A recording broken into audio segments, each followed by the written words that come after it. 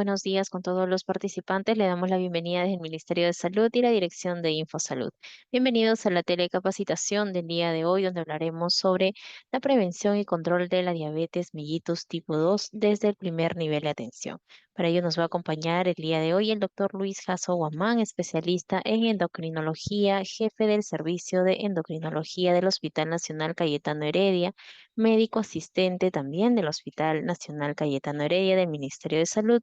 invitados de la dirección de InfoSalud. Bien, buenos días, doctor Luis. Quedamos atentos a su exposición.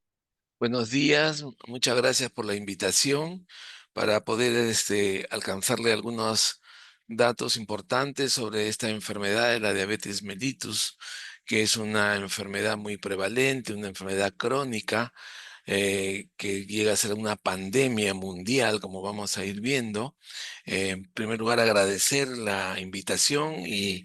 decir que el Ministerio de Salud ha fijado como fecha de 20 de junio como el Día Nacional de la Diabetes, independientemente del 14 de noviembre, que es el Día Mundial de la Diabetes. El Ministerio ha tenido por bien fijar esta fecha del 20 de junio para tratar de concientizar un poco más sobre el manejo y el alcance y las consecuencias que tiene esta enfermedad crónica,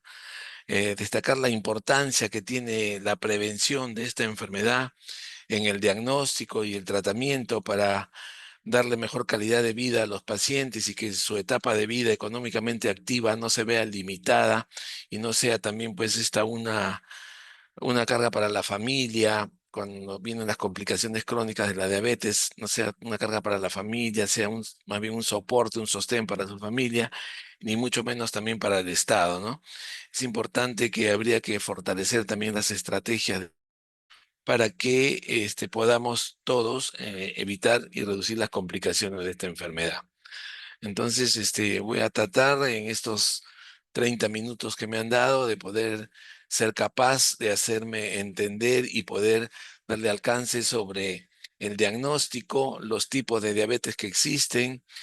por qué se produce un poco la fisiopatología de la diabetes y asimismo también poder discernir sobre el tema. Entonces, yo voy a empezar diciendo que la diabetes mellitus es un trastorno metabólico crónico. Una vez determinada la enfermedad, por ahora se habla de remisión de la diabetes, pero no de curación de la diabetes, y que está caracterizado básicamente por una hipoglicemia constante, permanente, sostenida, crónica, que va a ser la condicionante de daños a nivel de órganos nobles como los ojos, el corazón, el riñón, el cerebro, las extremidades, y que esta hiperglicemia es debida básicamente a dos factores muy importantes, pero no los únicos, que es la secreción inadecuada de la insulina o la acción, digamos, incompetente o poca acción del páncreas a nivel de sus células beta en la producción y acción de esta insulina. La diabetes mellitus tipo 2 constituye casi el 90 al 95% de todos los casos de diabetes, mientras que la diabetes tipo 1 solo representa del 5 al 10% de casos, y como vamos a ver más adelante en la presentación, también existe la diabetes gestacional, la diabetes y las otras diabetes que se han considerado ahora dentro de un grupo de las llamadas atípicas. Entonces, esa es digamos, la constante es una hiperglicemia sostenida y crónica que va a conllevar a que esto perdure y vaya dañando nuestros órganos nobles. Este es un mapa que lo organiza, lo elabora la Federación Internacional de la Diabetes, en el cual vamos viendo cómo a nivel mundial el incremento de los casos de diabetes se van incrementando. A nivel mundial, en el 2024 se dice que existen más de 588 millones de personas viviendo con diabetes y que para el año 2050 se espera un incremento del 45%. Si eso mismo lo vemos a nivel del continente africano, vemos que en este momento existe más de 24 personas viviendo con diabetes y que para el año 2050, se espera un incremento del 142% de casos con diabetes, ¿no? Y así esto se ve a nivel mundial. No es solamente a nivel, digamos, europeo, sino que también lo vamos a ver en otros continentes. Vemos que hay un total de 589 millones de adultos entre 20 y 79 años viviendo con diabetes a nivel del mundo y que este incremento a, a nivel del ponderado o de la proyección que se hace estadísticamente se va a incrementar de 589 a 853 millones de personas en el mundo viviendo con diabetes para el año 2050.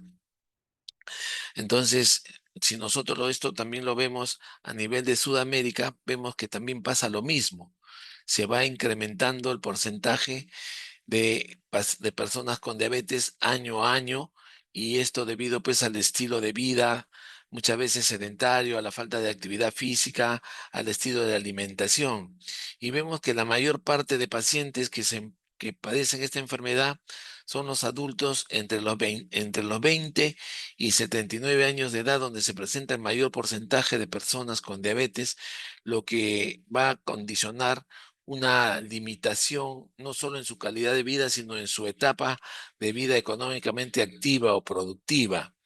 Entonces, eso es el problema que nosotros tenemos a nivel mundial y esta es la realidad de esta enfermedad que es una pandemia que no respeta el lugar, sexo, raza, ocupación y que puede ser, pues, inclusive muchas veces más prevalentes en los países más desarrollados debido al estilo de vida que se lleva actualmente, ¿no?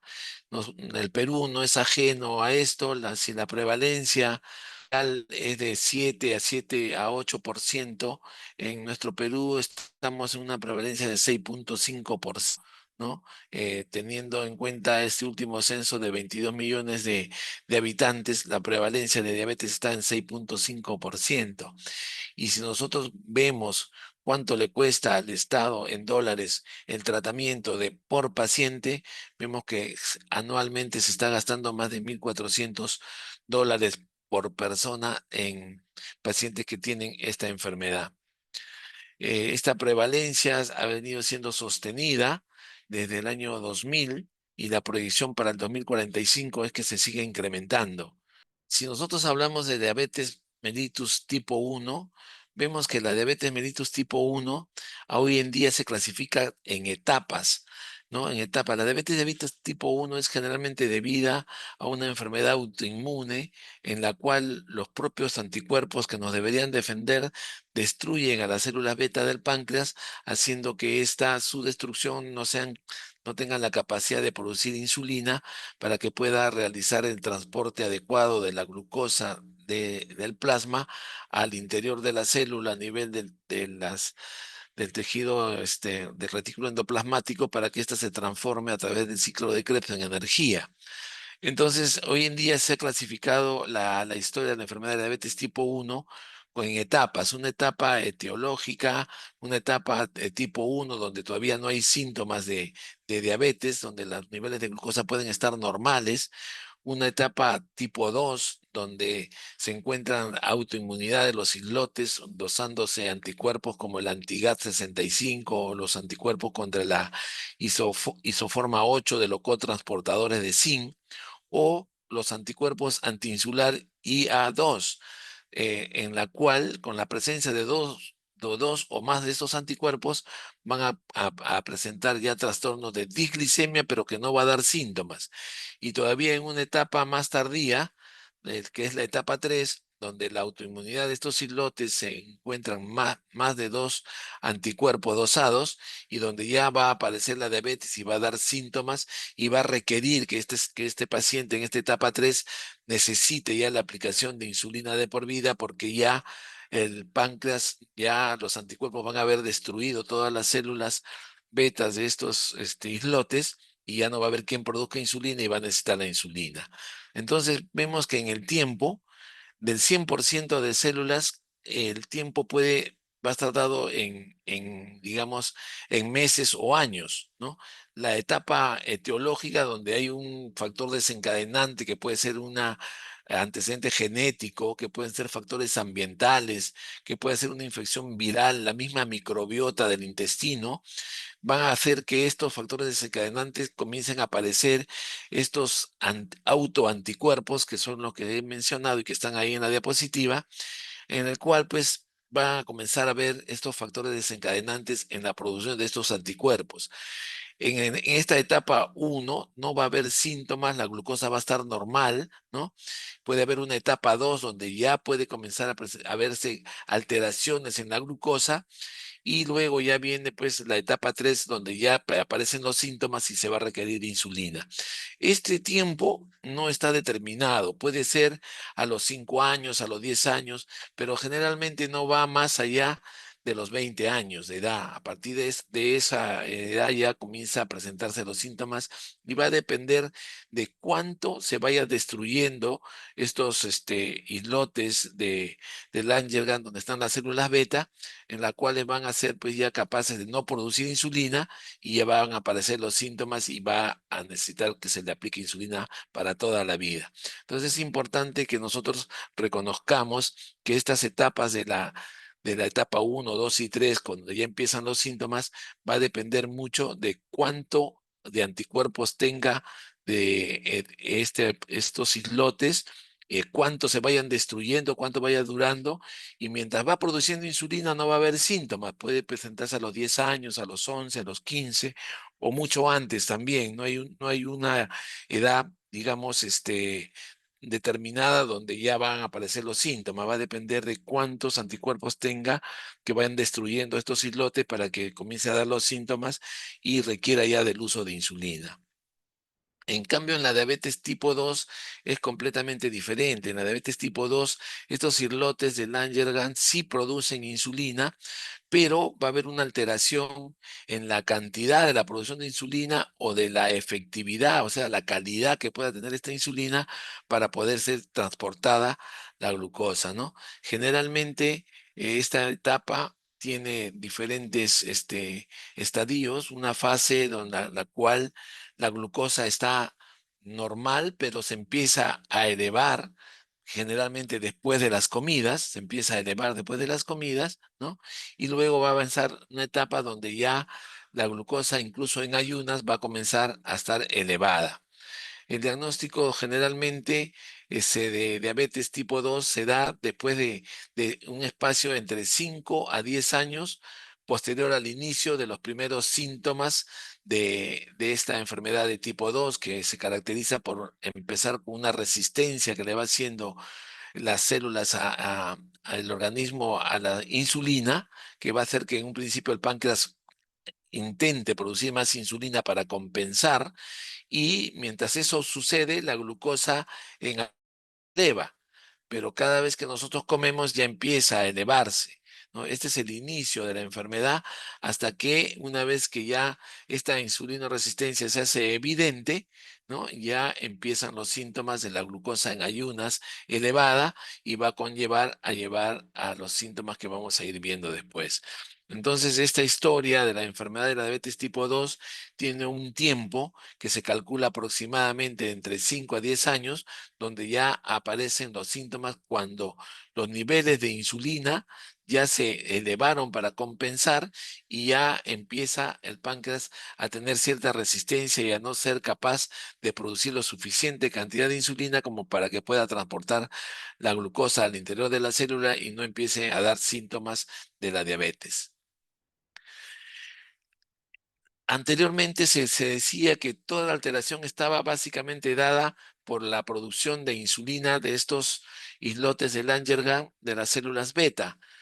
Si la cantidad de insulina no era suficiente o la calidad de la insulina no era la efectiva, entonces iba a haber una hiperglicemia. Hoy en día se conoce hasta 8 factores que pueden determinar que se produzca esta hiperglicemia constante, permanente, crónica, que va a conllevar a los daños crónicos en los órganos nobles. Entonces, no es solamente que haya una secreción de insulina inadecuada en su calidad o en su cantidad para que se produzca una hiperglicemia, sino que Dafronzo, que es un endocrinólogo americano, ha estudiado bien esto y ha determinado que existen actualmente hasta 8 factores y están en estudio mucho más que son los que pueden perpetuar esta hiperglicemia constante y permanente, conocido como el octeto ominoso de Dafronzo. Entonces, él ha demostrado que un efecto de la incretina disminuida a través del sistema digestivo, que hace que esta sincretina se disminuya, va a conllevar a que la hiperglicemia se perpetúe. Por eso es que actualmente uno de los fármacos que se utilizan para el manejo de la diabetes están a base en los estimuladores de incretinas. También ha demostrado que la lipólisis, la liberación de ácidos grasos, la lipólisis aumentada, sobre todo en los pacientes con obesidad, también van a conllevar a que haya esta hiperglicemia constante y sostenida, llevando a diabetes. Además, una reabsorción de la glucosa producida por estos receptores en el túbulo contorneado proximal, que tenemos unos receptores de glucosa que hacen que se reabsorba la glucosa a nivel del túbulo contorneado proximal en el riñón, hace que también esta reabsorción incrementada de glucosa hace que se perpetúe la hiperglicemia. Y de ahí que el uso hoy en día muy de boga de estos inhibidores de los receptores de los SGLT2, que son estos receptores de reabsorción de glucosa. Estos fármacos, al bloquear a estos receptores, hacen que no se reabsorba la glucosa nuevamente para perpetuar la hiperglicemia y la glucosa sea eliminada a través de la orina, siga su vía porque se bloquea el receptor, no se produce la reabsorción de glucosa, más bien la glucosa se elimina por la orina y de esa manera también se puede manejar la hiperglicemia. Pero estos receptores, esta reabsorción de glucosa incrementada, perpetúa la hiperglicemia.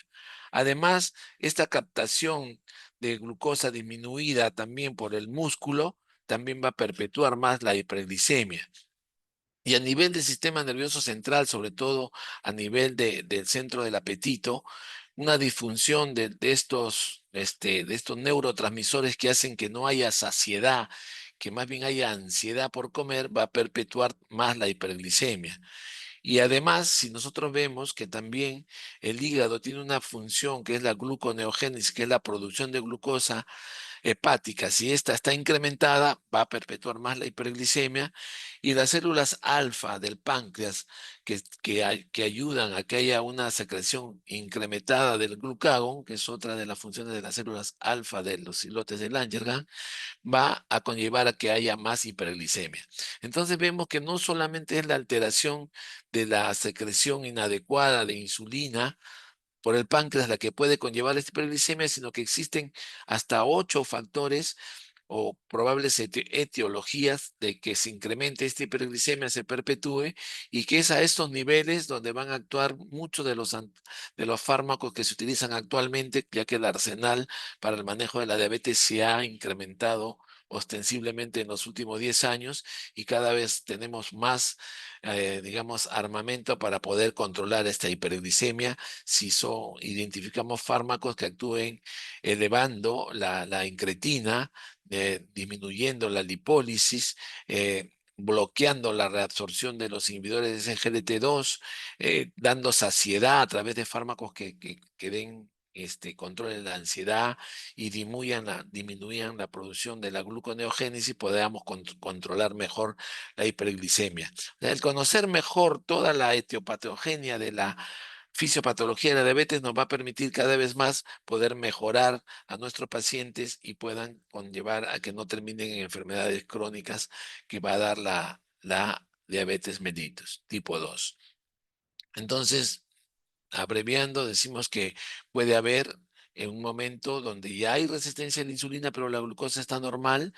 que puede ser la cantosis nigricans, que puede ser la presencia de acrocordones, que puede ser la obesidad o factores de riesgo como por ejemplo el antecedente familiar de diabetes, el sedentarismo,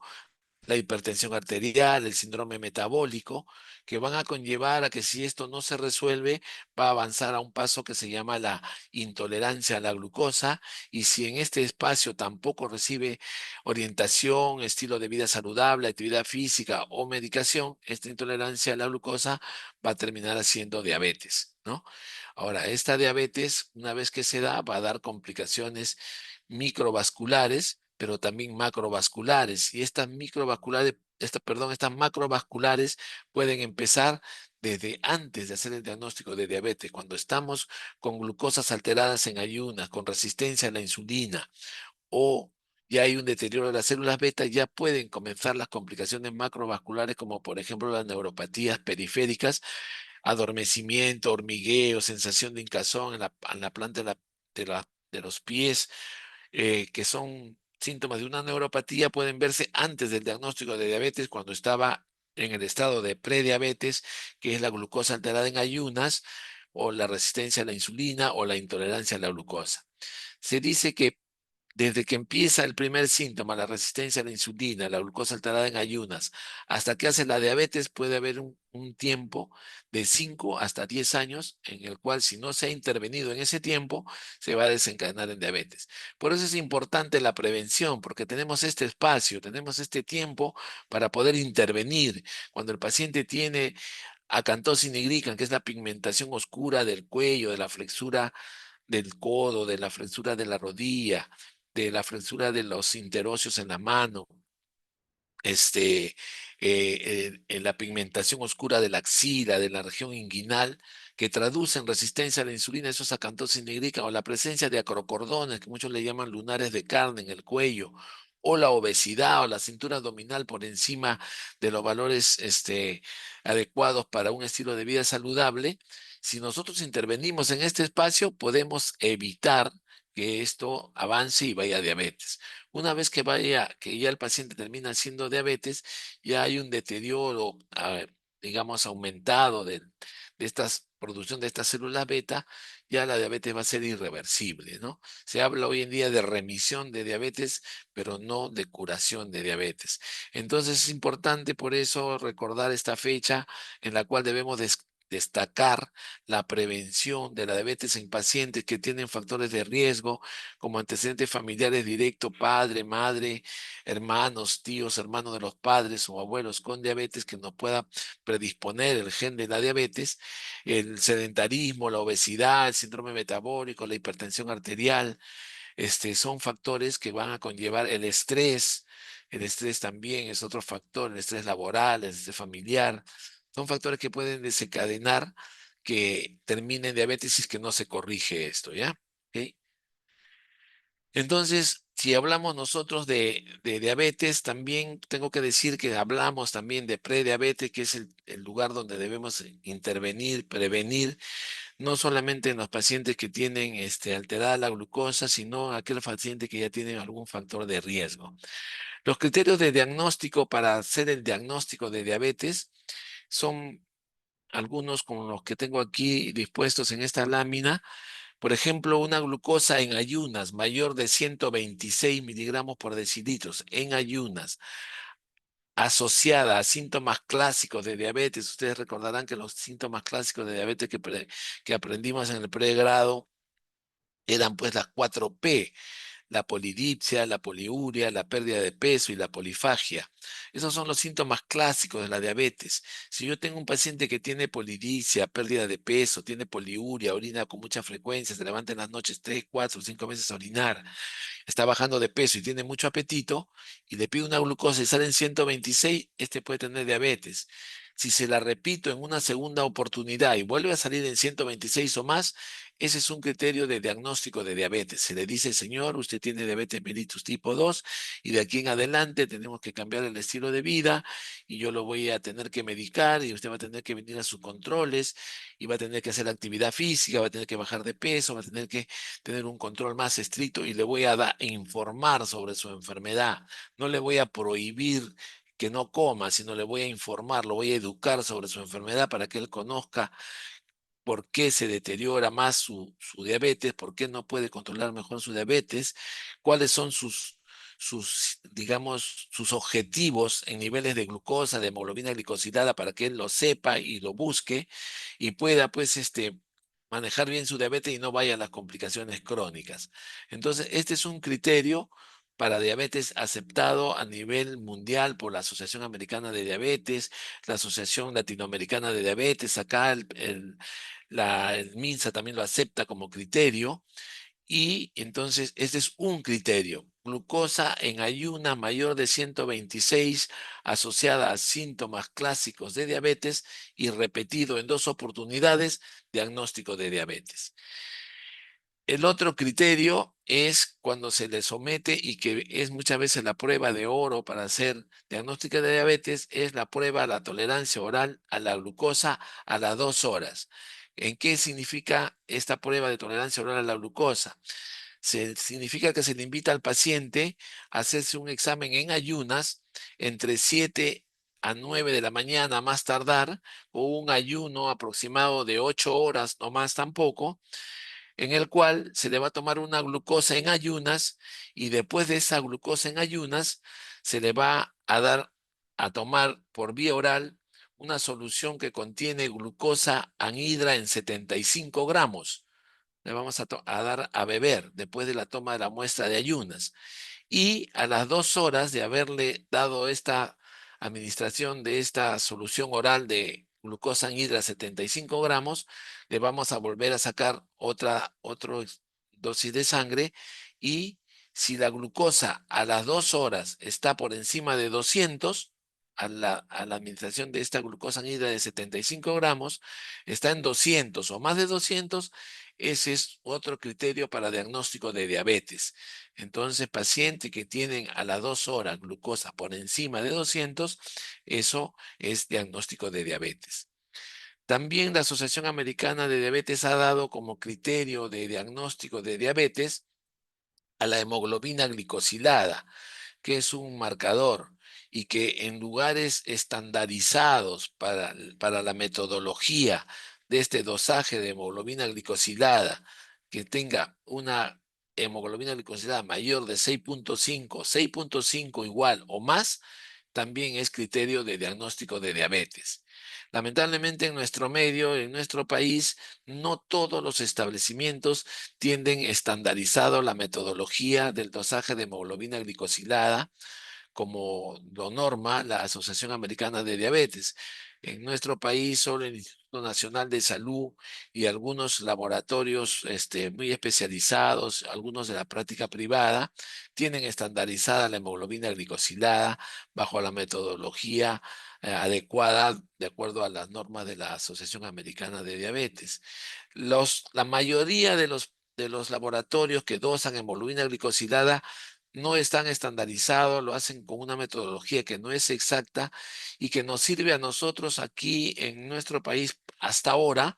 solo para el control del paciente con diabetes. Si un paciente ya tiene diabetes, yo sí le voy a pedir su hemoglobina glicosilada para saber si sus niveles de glucosa no están por encima de 150, o sea, están con una glicosilada de 7 o menos de 7.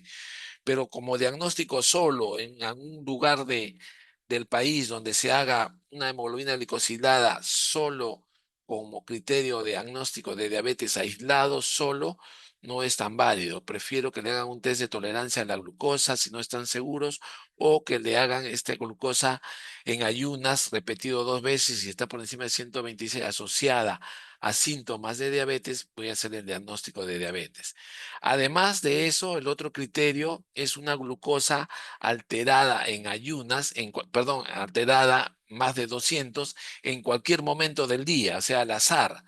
Si esta glucosa está más de 200 al azar en cualquier momento del día y tiene síntomas clásicos de diabetes, no necesito repetirla y voy a hacer el diagnóstico de diabetes. Pero así como existe el diagnóstico de diabetes, también existe el diagnóstico de prediabetes. Si yo tengo un paciente que tiene glucosa en ayunas entre 100 y 125, eso se llama glucosa alterada en ayunas y es el equivalente a una prediabetes, se le considera prediabetes. Es decir, si mi paciente en ayunas tiene 101, 105, 110, 120, 124, entonces no cumple el criterio para decir que tiene diabetes, se considera como glucosa alterada en ayunas prediabetes. A este paciente lo voy a someter a un test de tolerancia y si a las 2 horas está más de 200, entonces sí es es una diabetes ya. También, si a las 2 horas de haberle sometido al test de tolerancia a la glucosa, administrarle por vía oral 75 gramos de glucosa anhidra, este nivel de glucosa a las 2 horas está entre 140 y 199, no es diabetes tampoco, es otra prediabetes. Y también aquí puedo intervenir para que no vaya a terminar haciendo diabetes educando, enseñándole un estilo de vida saludable, haciendo mucha actividad física e incluso de repente hasta usando un fármaco como la metformina para evitar que este paciente termine haciendo diabetes. Entonces, esta glucosa a las 2 horas por encima de 140, pero por debajo de 200, se considera prediabetes también. Y la Asociación Americana de Diabetes también considera que una hemoglobina glicosilada entre 5,7 y 6,4 también se debe considerar como prediabetes y también se puede aquí educar, optimizar la actividad física, incluso dar metformina para que este paciente no termine siendo diabetes. Todos los valores de glucosa por debajo de 100 en ayunas, por debajo de 140 a las 2 horas o una glicosilada menor de 5,7 se consideran normales. El ayuno siempre tienen que acordarse ustedes que tiene que ser mayor a 8 horas. Y el test de tolerancia se debe realizar con glucosa anhidra, 75 gramos de glucosa diluido en un vaso de agua y eso se le da a tomar al paciente. Y a las 2 horas de haber tomado el paciente esta glucosa anhidra diluida en un vaso de agua, se le vuelve a medir la glucosa. Si está por encima de 200, será diabetes, y si está entre 140 y 199, será intolerancia a la glucosa, que es una prediabetes. En un individuo con síntomas clásicos de hiperglicemia, ¿no? Tomado al azar en cualquier momento, por encima de 200, también es el diagnóstico de diabetes que ya lo había manifestado. Existen algunos criterios para la detección de pacientes que puedan tener diabetes o prediabetes, que en otras palabras, estos pacientes que tienen factores de riesgo para hacer diabetes son estos pacientes que están mostrados aquí en esta lámina, familiares de primer grado con diabetes, papá, mamá, hermanos, tíos, abuelos, historia de alguna enfermedad cardiovascular, sobre todo hipertensión arterial o enfermedad coronaria o infarto de miocardio, aquellos que tengan un nivel de colesterol, un HDL menor de 35 o unos triglicéridos por encima de 250, tienen mucho riesgo de hacer diabetes. Pacientes adultos con sobrepeso u obesidad, con un índice de masa corporal mayor de 25 o mayor de 30, también son factores de riesgo para hacer diabetes. La raza y etnia de alto riesgo se consideran a los afroamericanos, a los latinos como nosotros, a los nativos americanos, a los asiáticos americanos y a los isleños del Pacífico también se ha considerado como raza y etnia factor de riesgo para realizar diabetes, por lo tanto en ellos debo de hacerle su glucosa, su glicosilada o someterlos a un test de tolerancia a la glucosa o pedir una glucosa al azar en cualquier momento del día y si está asociado a uno de los síntomas,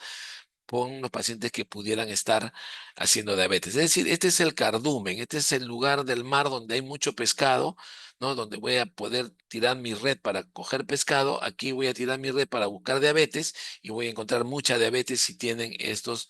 factores de riesgo. Hipertensión mayor de 130,80, personas con síndrome de ovario poliquístico, personas que tienen síndrome metabólico, pacientes que tienen mucha inactividad física, que llevan una vida muy sedentaria, y algunas condiciones clínicas asociadas a la resistencia a la insulina, como les dije antes, la obesidad extrema o mórbida, la cantosis nigricans, los acrocordones, son otros de los factores o de los criterios en los cuales yo voy a buscar diabetes. Entonces, personas con prediabetes son aquellos que tienen una glicosilada menor de 5,7, que tienen una glucosa entre 100 y 125, que tienen una intolerancia a la glucosa, o sea, a las 2 horas de la sobrecarga de glucosa entre 140 y 199. son aquellos a los cuales lo debo de seguir, buscar, que no estén haciendo diabetes en algún momento de su vida y lo debo de someter por lo menos siquiera anualmente a un control de este dosaje de estas glucosas. También aquellas personas a las cuales, mujeres que han tenido una diabetes gestacional, también deben de realizarse la prueba, por lo menos al principio anual y después cada 3 años. Y todas las demás personas que cumplen más de 35 años y tienen algún factor de riesgo también deben someterse a estas pruebas. Si los resultados de estas pruebas de glucosa alterada en ayunas, de hemoglobina glicosilada, de glucosa al azar o de tolerancia están normales, las pruebas se pueden repetir en un intervalo mínimo de 3 años, considerando siempre la posibilidad de que pueda ser antes, dependiendo de las comorbilidades que pueda tener el paciente o de los factores de riesgo. También estas personas que viviendo con el virus del SIDA, o que tomen medicamentos de alto riesgo como los corticoides, o aquellos pacientes que por algún problema terminen haciendo pancreatitis, también tienen mucho riesgo de hacer diabetes y en ellos también los someteré al screening de buscar diabetes, ¿no? Existe una guía técnica del ministerio que fue aprobada ya hace varios años, sobre todo para el manejo del primer nivel de atención, donde no debe de faltar la biguanida, la metformina como medicamento de elección para el inicio del tratamiento de la diabetes. Hoy en día se dice que también ya en el primer nivel de atención no solamente las biguanidas como la metformina, la sulfonilurea como la glibenclamida, sino también la insulina NPH debe de estar en los establecimientos del primer nivel para poder manejar al paciente adecuadamente y evitar que éste termine sus complicaciones crónicas como son la ceguera, la insuficiencia renal, que tenga que dializarse, el infarto de miocardio, la amputación de miembros, los accidentes cerebrovasculares, que son las complicaciones que van a determinar la calidad de vida del paciente. Entonces, la metformina es un medicamento farmacológico de elección de primera línea para el manejo de estos pacientes que ya le encontramos el diagnóstico de diabetes o de prediabetes, pero esto tiene que ser asociado a la educación que va a ir, que se debe de enfatizar, que es en los cambios de estilo de vida del paciente, en el cambio de su forma de alimentarse, de su actividad física que debe de realizar, de poder tratar y aprender a manejar factores emocionales como el estrés, tratar de evitar las situaciones que pongan en riesgo su enfermedad, o sea, que no vayan a terminar haciendo una infección generalizada, una septicemia, una pancreatitis. Informarle, o sea, la prevención está básicamente en la educación, que va a ser prácticamente el 75% del manejo del paciente con prediabetes y con diabetes para evitar que éste o termine en diabetes o termine en una de las complicaciones que le van a determinar una calidad de vida deteriorada, ¿no? Entonces, la biguanida, que es la metformina que pertenece a esta familia de las biguanidas, es el fármaco de primera elección como monoterapia para la diabetes tipo 2 y viene pues la metformina viene en presentaciones de 500 miligramos, de 800 miligramos y algunas veces también hasta de 1000 miligramos, ¿no? La dosis a iniciar puede ser en la prediabetes o en el ovario poliquístico de 500 miligramos hasta 800 miligramos o 1000 miligramos una vez por día. Y cuando ya hay diagnóstico de diabetes, a veces hasta una dosis tope de no más de 2 gramos, o sea, 2000 miligramos como dosis máxima. Debe de ingerirse siempre junto con los alimentos o inmediatamente después de ello para evitar algunos factores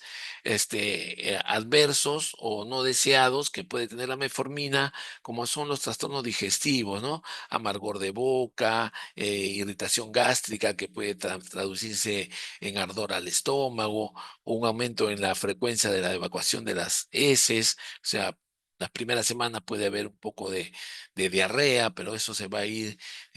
limitando automáticamente, solo se va a autolimitar, no necesita que se le dé tratamiento ni suspender el tratamiento, se le dice al paciente que hay que tomarlo siempre con el estómago lleno, con bastante agua, junto con el alimento o inmediatamente después, para evitar estos factores de molestia que puede tener, como son el ardor al estómago, el amargor de boca, la flatulencia, los eructos, las vinagreras o las diarreas, ¿no? Informándole que esto puede pasar y que no va a durar más de una semana, 10 días, y que solito se va a autolimitar para que no abandone el tratamiento. Si uno le informa que lo que puede pasar, probablemente no abandone el tratamiento.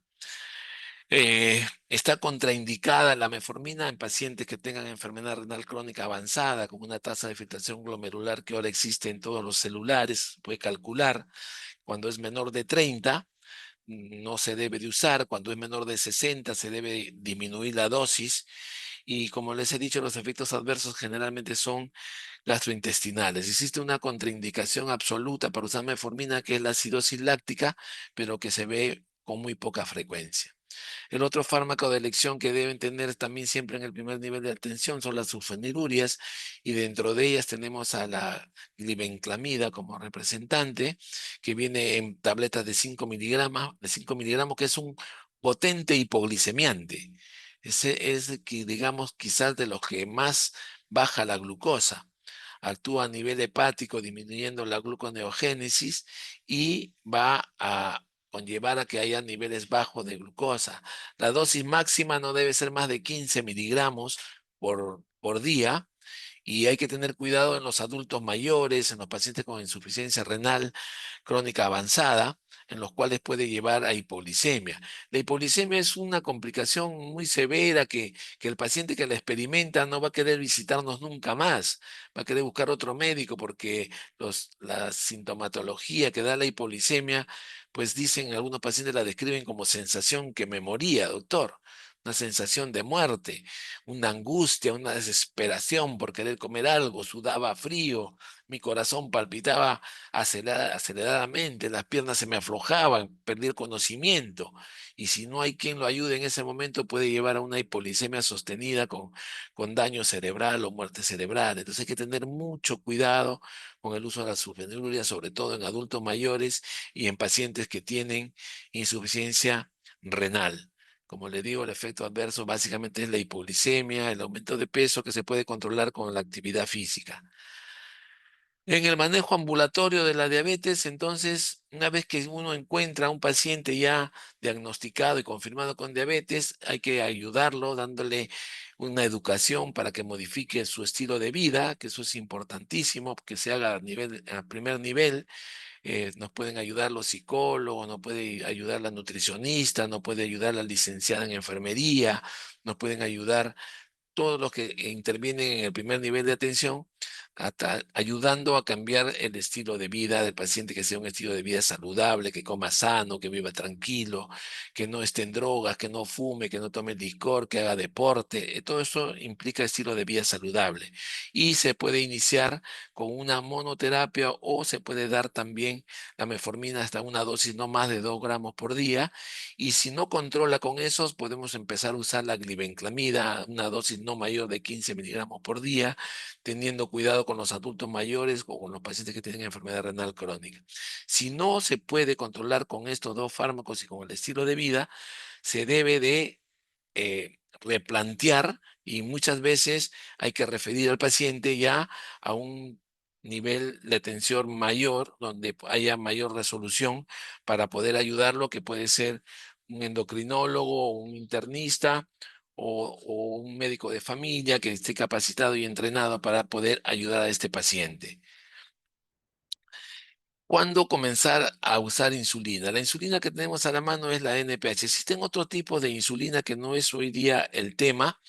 pero la que tenemos en primer nivel de atención es la NPH, que es una insulina lenta, que es una insulina que se aplica y empieza a actuar todavía a las 2 horas, que su pico máximo de acción lo alcanza a las 6 horas, y que su tiempo de vida media no va a durar más de 12 horas en pacientes que tengan función renal normal. Si tienen una función renal deteriorada, el tiempo de vida media se va a prolongar, y la dosis será también diferente para aquel que tiene falla renal, teniendo cuidado de no llevarlo a la hipoglicemia. Entonces, en un paciente que no ha controlado su glucosa con el estilo de vida, con la monoterapia, con la biterapia, agregándole la glibenclamida a dosis ya, digamos, topes, puedo yo comenzar y tenga una hemoglobina glicosilada mayor de 8, puedo ya empezar a usar la insulina como un medicamento más. No voy a quitar nada, voy a agregar una insulina. Ahí puedo empezar a dosis de 0,1 a 0,2 unidades por kilo de peso, ¿no? Y eso sería, si el paciente pesa pues 70 kilos, de darle 7 unidades, si pesa 80 kilos, 8 unidades, si le doy a una unidad por kilo de peso, y si le doy a dos, pues será lo que corresponda, ¿no? Si pesa 70 kilos, de repente van a necesitar 14 unidades. Generalmente recomendamos ponerlo en una sola dosis. Cuando la dosis no es mayor de 20 a 30 unidades por día, puede ser en una sola dosis, que preferimos sea siempre en la noche para que amanezca en la mañana con la dosis más baja posible. Y puede ser también en el día si es que tenemos temor de la hipoglicemia, pero les recomendamos siempre que sea la administración en la noche para que a la hora que se levante su glucosa de ayuna sea la más baja de todo el día y no se siga elevando después del desayuno, después del almuerzo o después del estilo de vida que lleve el paciente. El objetivo de llevar a la diabetes controlada es que en ayuna su glucosa sea siempre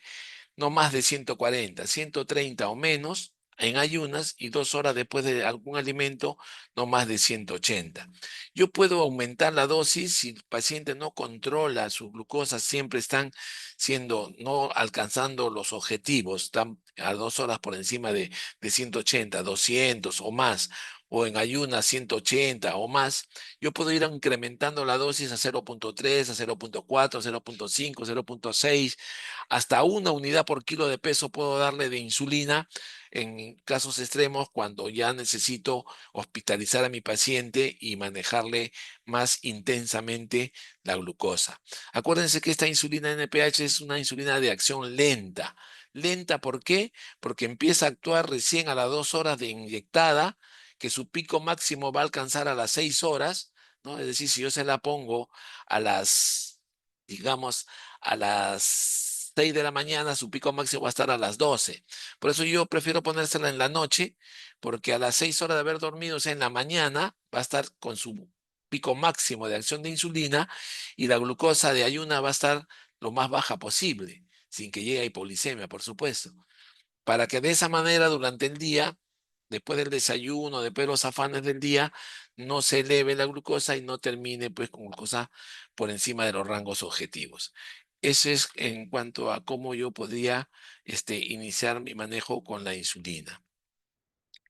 Esta es una cartilla que usamos para que el paciente, se la entregamos al paciente para que él vaya poniendo las fechas en la parte superior, la fecha del día, del mes, del año, cómo amanece la glucosa en ayunas, cuando él se hace su autocontrol a través del glucómetro, ¿no? Cómo está a las 2 horas después del almuerzo y cómo está a las 2 horas después de la cena, si así lo requiere el control. No necesariamente todos los pacientes tienen que estar pinchándose 3 o más veces al día para ir controlando su glucosa. Va a depender del... Cada paciente es individualizado, ¿no? El tratamiento no es para todos igual. Siempre hay que individualizar el tratamiento y tratar de, de que sea, pues, lo más llevadero para el paciente. Si yo le voy a indicar al paciente que se esté controlando la glucosa 4 o 5 veces al día, pues le va a doler la pinchada del glucómetro, y pues lo más probable es que comience a no tener mucho apego al tratamiento. Lo mismo si le voy a poner insulina muchas veces al día, que a veces la tengo que hacer. Pero en el primer nivel debemos siempre de tratar de manejar al paciente de una manera más empática para que no haya deserción del tratamiento. Estas son las jeringas que se deben de usar. No se debe usar la jeringa de tuberculina para la aplicación de la insulina, sino debe usarse estas insulinas que se llaman jeringas BD de insulina o jeringa para insulina, que son las más adecuadas y nos dan un cálculo más exacto de lo que podemos llevar. Muy bien. Yo creo de que hasta aquí es lo que yo quería alcanzar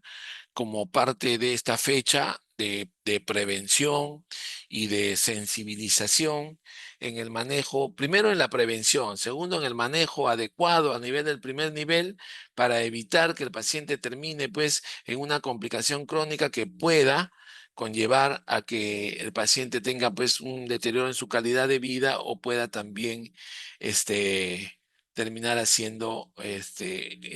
un dependiente total, ¿no? Existen otro tipo de diabetes y otro tipo de terapias con la insulina, pero que es básicamente para el manejo ya especializado, ¿no? Pero para el primer nivel tienen que saber que sí existe una diabetes atípica que está dada porque existen, no son diabéticos tipo 1 ni tipo 2 ni es una diabetes gestacional, sino son pacientes que tienen una presentación no clásica, inadecuada por la presencia, no son ni tipo 1 ni tipo 2, por eso se llaman diabetes atípica, y en los cuales hay que determinar el dosaje de anticuerpos y de fenotipos metabólicos para poder determinar qué tipo de diabetes tiene, ¿no? Existen, dentro de la diabetes atípica está el MODI, está el ADA y otros tipos de diabetes, ¿no? Muy bien. Entonces,